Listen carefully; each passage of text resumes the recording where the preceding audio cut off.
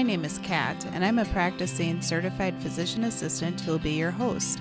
It took me 5 years after I started practicing medicine as a PA to thoroughly dive into my personal finances after I discovered the concept of financial independence. I want to use what I have learned to help you avoid some of the financial mistakes that I have made while sharing some of the financial wins that I have had along the way.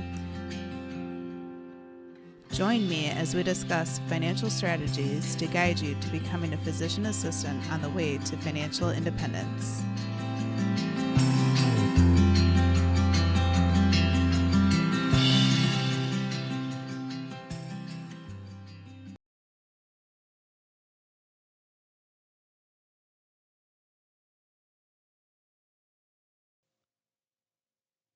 Welcome back to the PA the FI Way podcast. You are likely a current or future PA, or possibly you are just interested in learning more about the PA profession or about financial independence. During this episode today, I would like to review some tactics for the pre-PA students out there. I would like to talk about some personal finance and financial independence tips for the pre-PA students, whether you are in high school, undergrad, or are in the process of applying to PA school. All right, let's first start with those high school students who already know that the PA profession is for you. Now, some of you may be thinking, who in high school knows that they want to become a physician assistant? Well, I was actually one of those students. I tore my ACL my first and last time skiing when I was 14, so I was introduced to the PA profession back then. And when I was a junior and senior in high school, I really wanted to figure out which career path I was headed towards before applying to different colleges.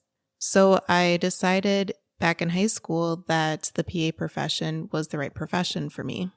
Many high school students may choose the PA profession because perhaps you are somewhat of a nerd like I was and loved science, so you wanted to combine your book smarts with the love of science to help others.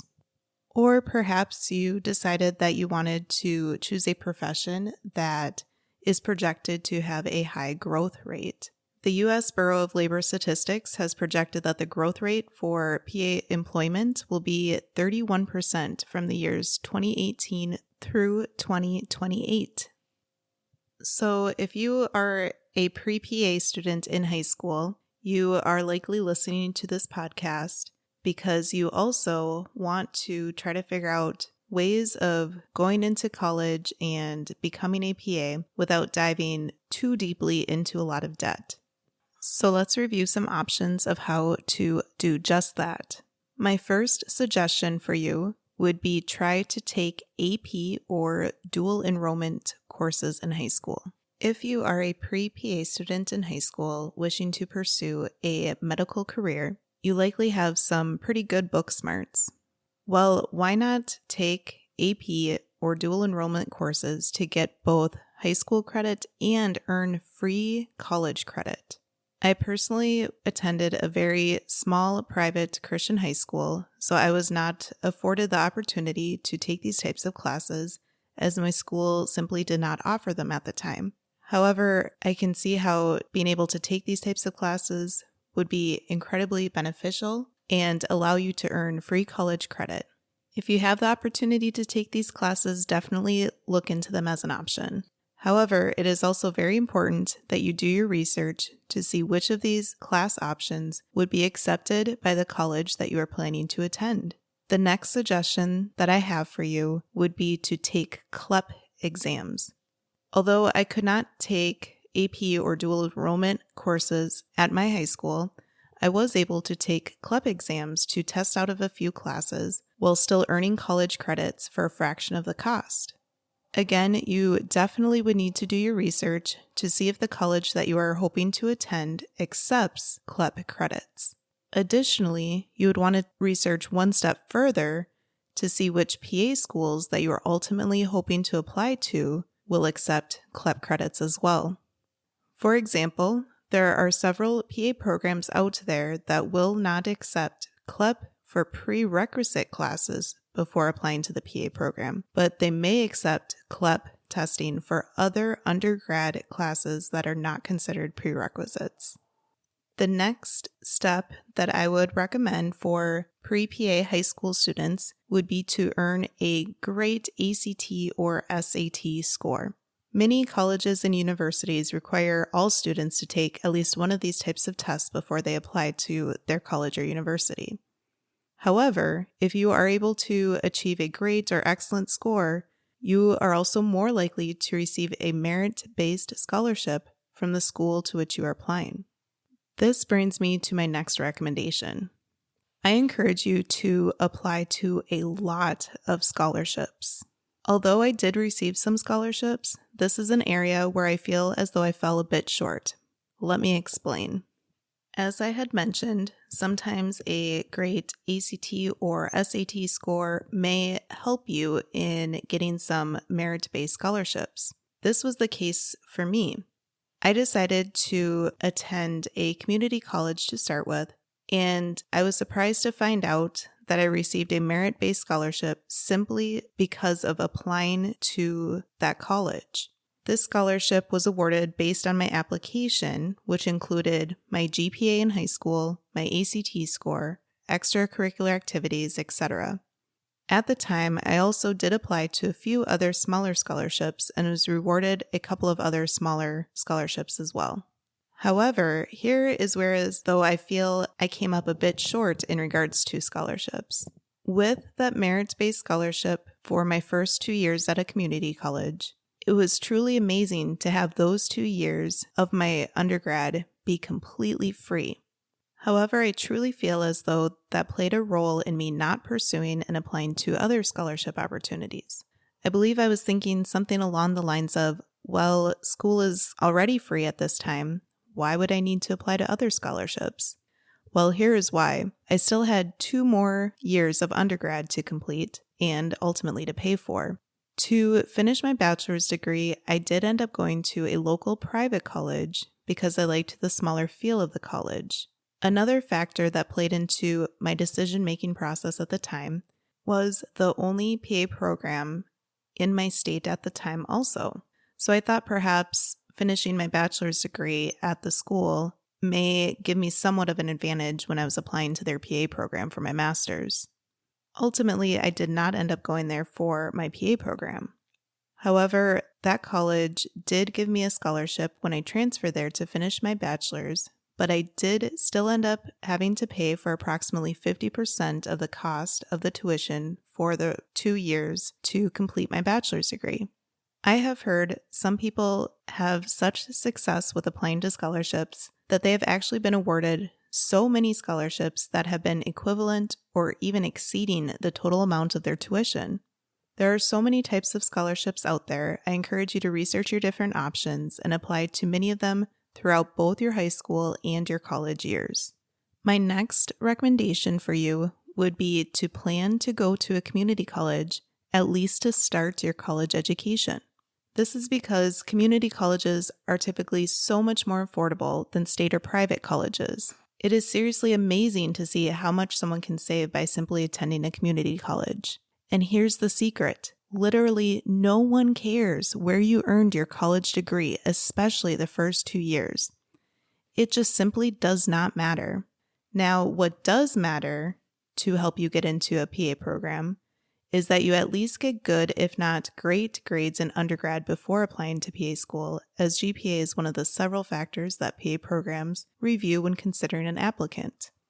But if you do the work and are able to get good grades at a community college versus a fancy and expensive university, you still will have an excellent shot of getting into PA school. Of course, the seemingly small catch is that most community colleges do not offer bachelor's degrees.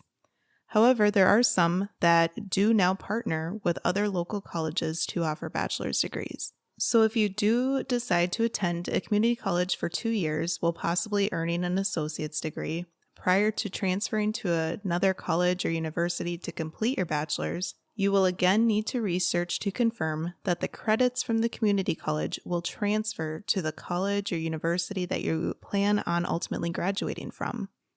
Now, if you are still on the fence about whether or not to attend a community college, at least to start your college education, go do this quick Google search. First, search your local community college cost per credit, and then search your local four-year college or university cost per credit, and be prepared to have your mind blown at the difference. Now, let's transition to tips for the pre-PA student on their financial independence journey when they are in college or undergrad. Again, a lot of these things are simply suggestions for you to consider. I understand that not everyone's path is completely the same, but I am suggesting these things as something for you to consider to try to help optimize your personal finances in your financial independence journey. Perhaps you decided that attending a community college for your first 2 years of undergrad was the right decision for you. That brings me to the next step that would be suggested to try to save some money while you attend undergrad. I would suggest that you consider living at home during undergrad. Now, again, I completely recognize that some people may choose to pursue the quote, college experience while they are in undergrad. If you are the type of person that truly feels as though you would value that college experience, which would include living on campus, being able to make new friends and roommates while living on campus, being able to be closer to school and part of the quote action, then perhaps living at home is not the right decision for you. However, many community colleges simply do not have on-site housing. If both you and your family members are on board with the idea, consider living at home and commute to school. This will save you so much on housing costs. You also may save some on meal costs if your family is willing to share some of the delicious homemade meals that they make with you. Consider pitching in and taking turns with other family members to cook meals and trade on and off to do so. This next concept can be considered whether you are going to community college or whether you are attending college or university. This is the concept called house hacking that I encourage you to consider. This concept right now is so interesting to me, but I was completely unaware of this idea when I was an undergrad. The concept of house hacking is an idea that is an alternative to you just renting an apartment with a couple of roommates or living on campus. If you are able to financially afford to, perhaps you have saved some money from working in high school, consider buying a duplex or a triplex or even an entire small but affordable house to live in one area of the residence while renting out the other areas or units to either roommates or tenants. The income that you would receive from the roommates or tenants would likely cover most, if not all, of the mortgage, allowing you to live for free while building equity in the property. You likely would continue to house hack until you and your partner start your lives together. However, many couples will choose to continue to house hack if the roommates or tenants are in a more separate area of the property. This is all, of course, assuming that everyone would be on board with the idea. Housing costs consume approximately 1/3 of people's living expenses, so house hacking is a great way to reduce that cost.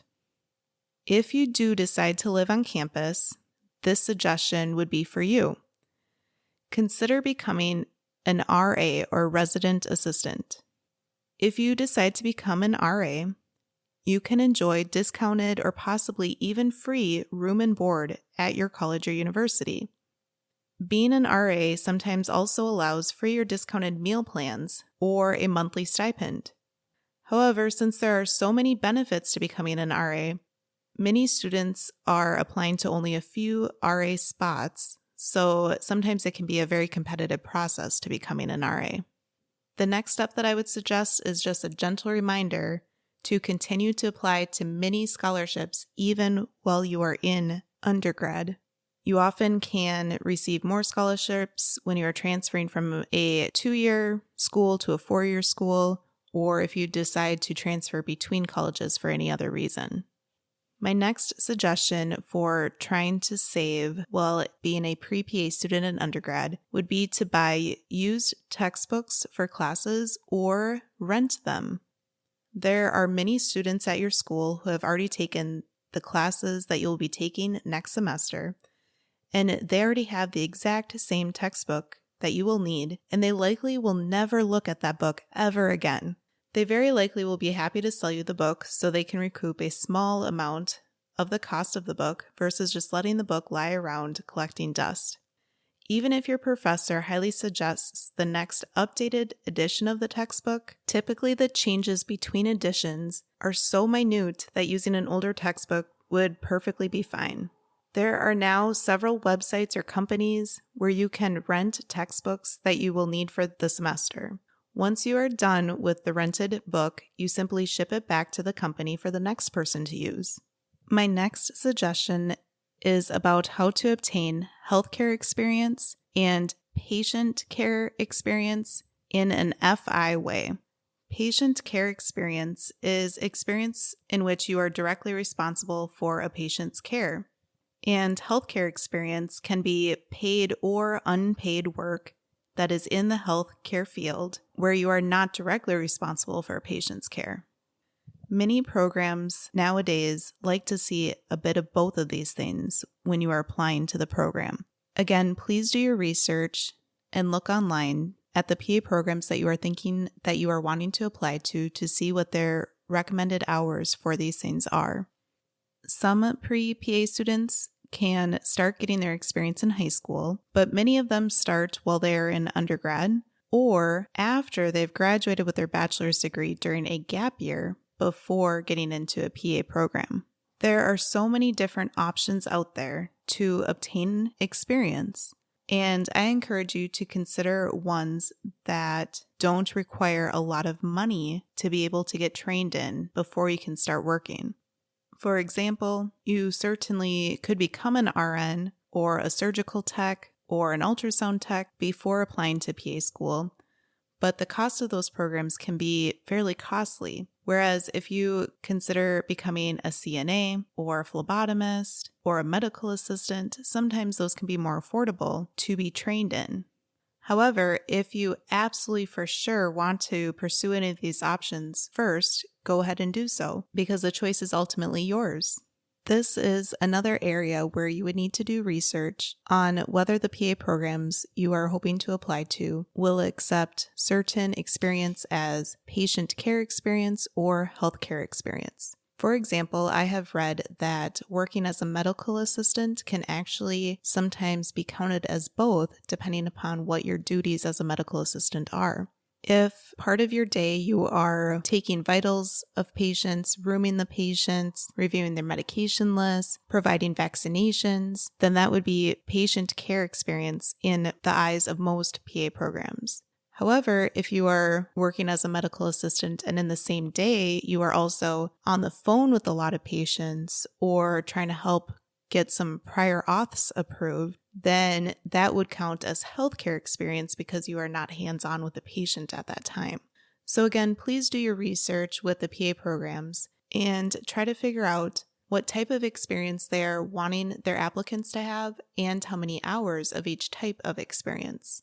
All right, so this next set of recommendations are for the pre-PA students who are juniors or seniors in college that are planning to apply to PA programs.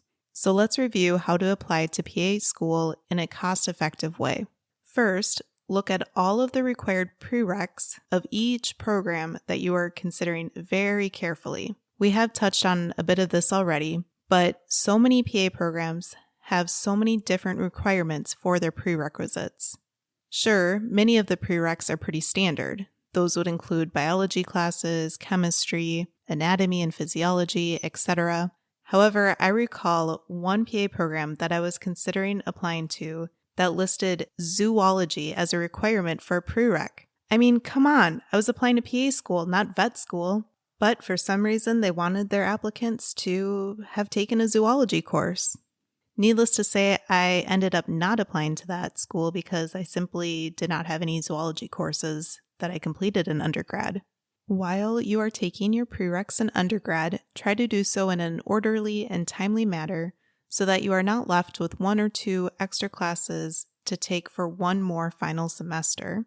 And most importantly, do not waste the time and money on applying to PA programs where you have not completed all of the prereqs. Pre-PAs apply to PA programs through CASPA, which stands for Centralized Application Service for Physician Assistants, and they charge a fee for every single application to every single PA school that you apply to.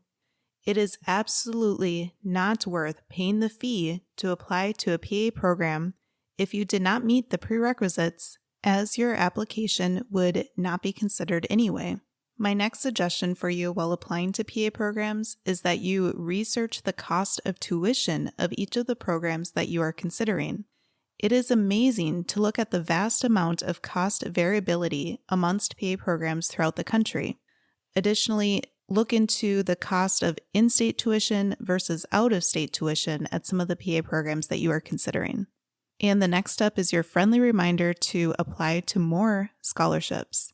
Some PA programs, as well as other organizations, will have scholarships available for PA students.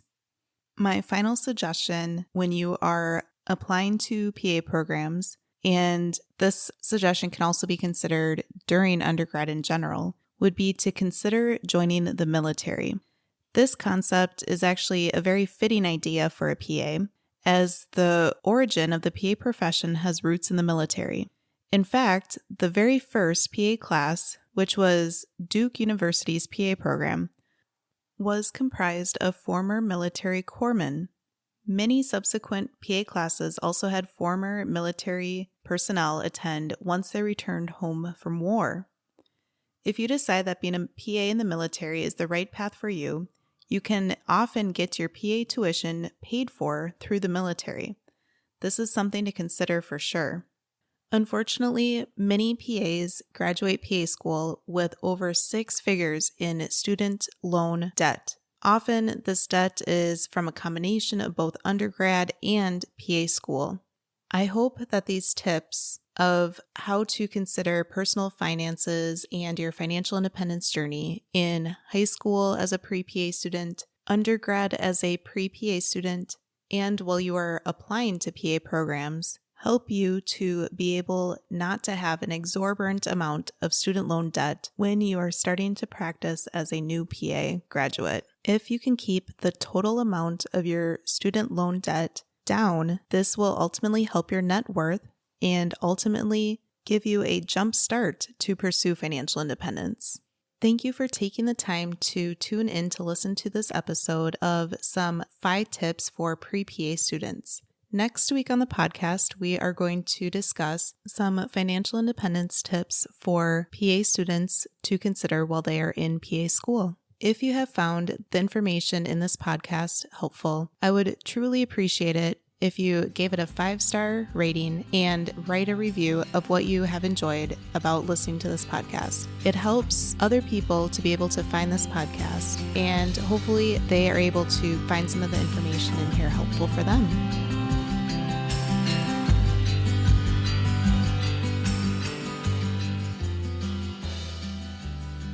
Thank you for tuning in, and I hope that you decide to continue to join me along this journey of becoming a PA the FI way. Please take a moment to press the subscribe button on the platform that you are listening to this on, but more importantly, consider sharing with another current or future PA that could benefit from the information that we reviewed in this episode. Take care and have a great rest of your day. Until next time.